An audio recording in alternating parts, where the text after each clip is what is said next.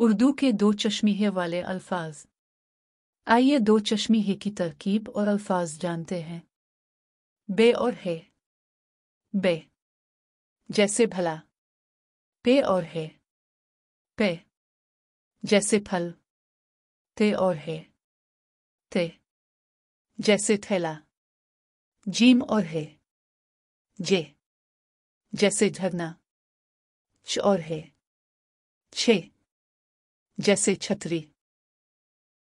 दाल और है। दे जैसे धरती।